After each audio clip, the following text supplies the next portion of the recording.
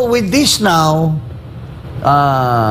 if eventually the Vice President will really take the cudgel, we will really have a genuine opposition. You're talking of people power, you need really the people power, literally.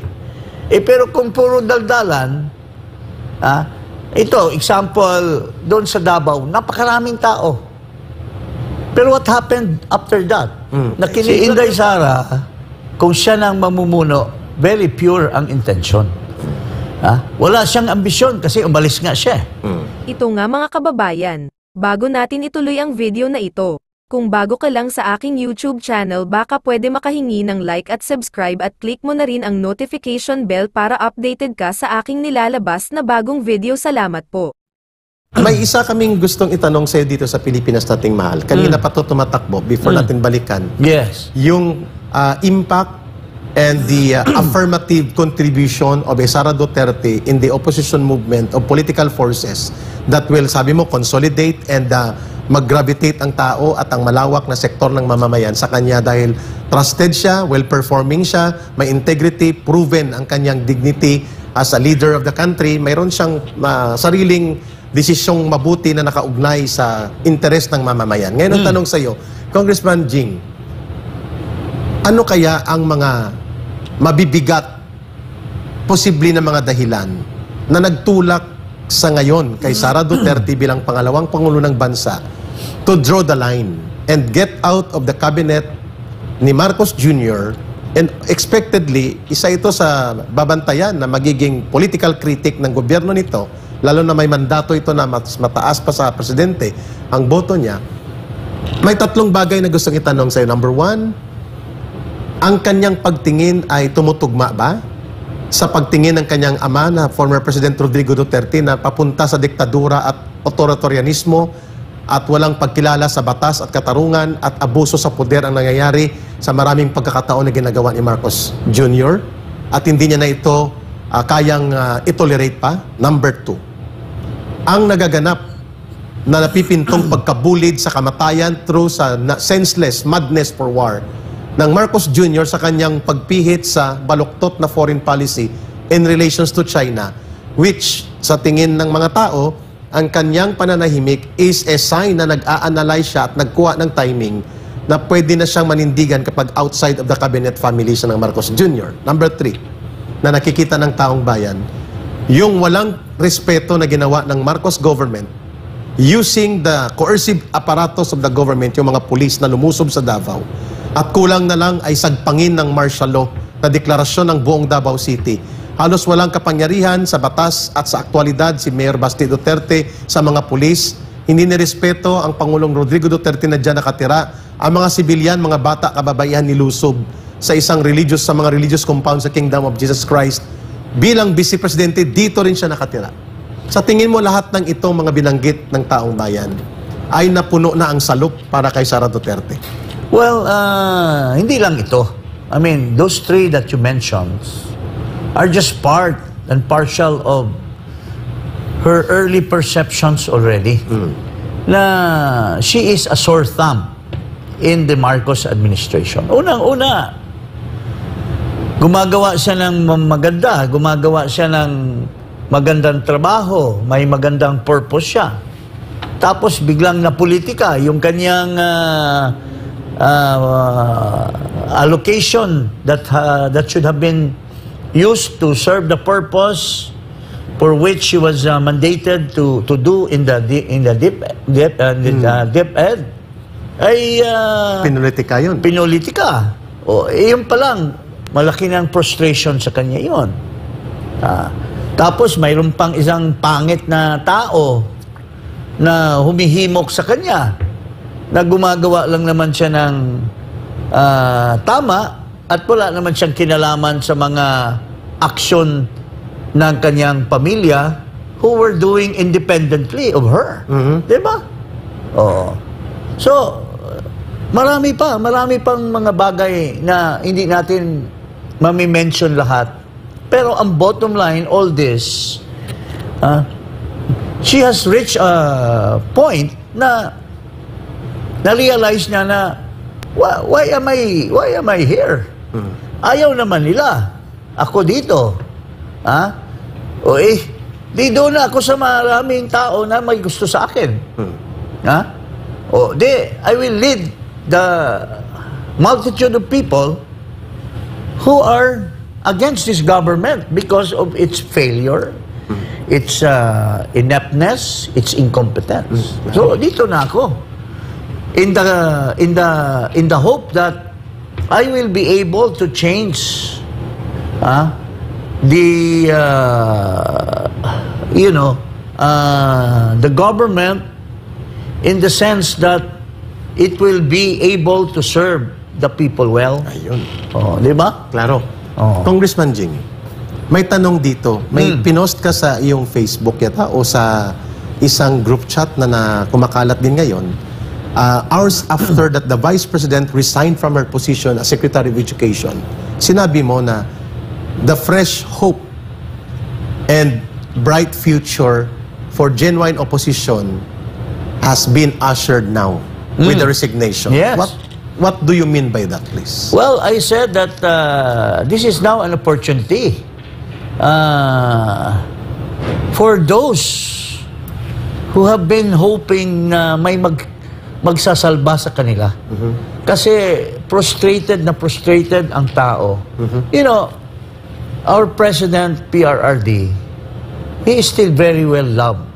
Pero, you know, age has overtaken him. So, maski she wants to do so much, but she is hindered by certain factors.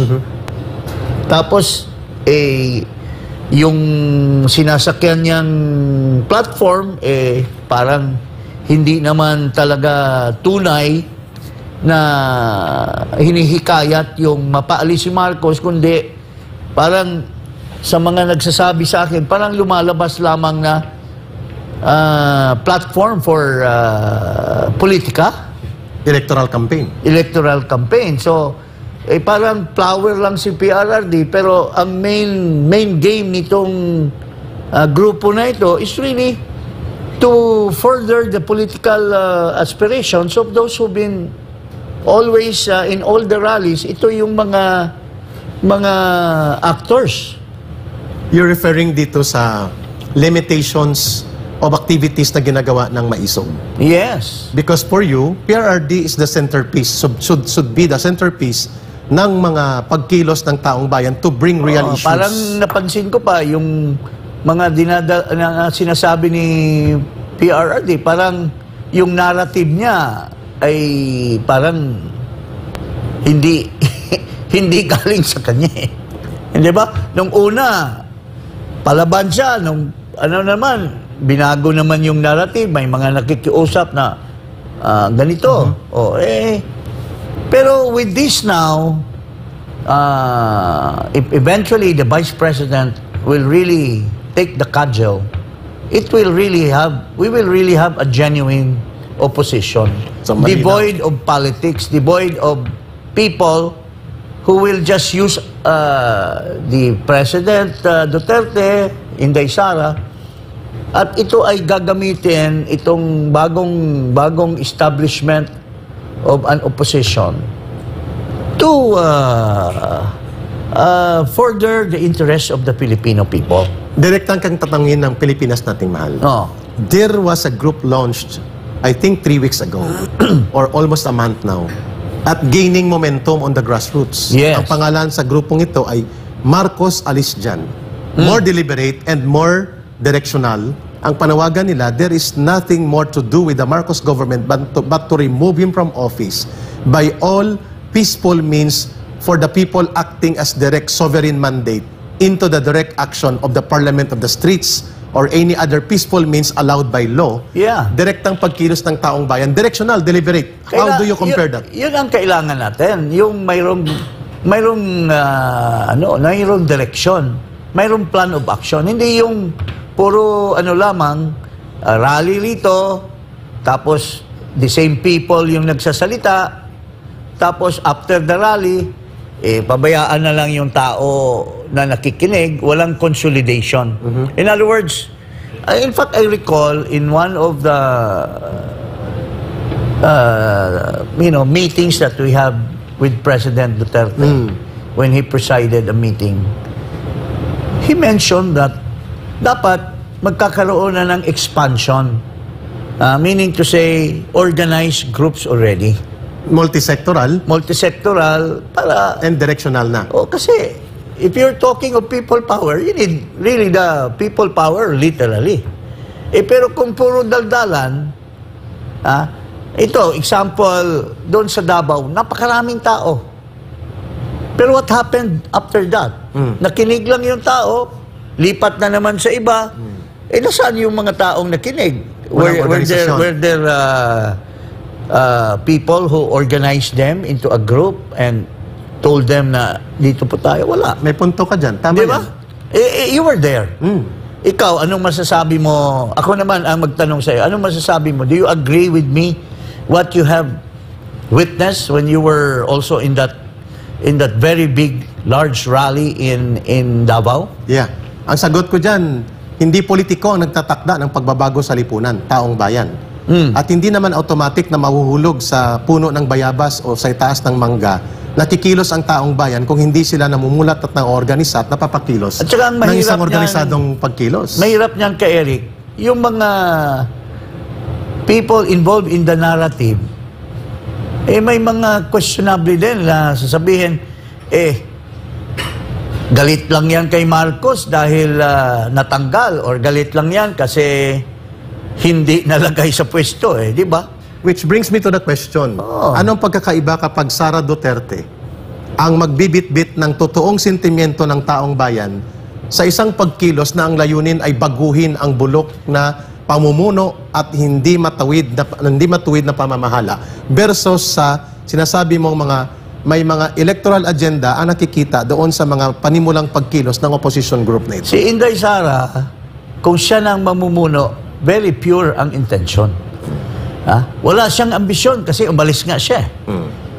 Nakatungtong na siya doon sa malapit sa trono ng hari. Bumitaw siya. So wala siyang agenda kundi ang kapakanan lamang ng taong bayan. At mahalaga yun sa direksyon ng isang pagkilos upang baguhin ang mga nabubulok na pamamaraan ng gobyerno.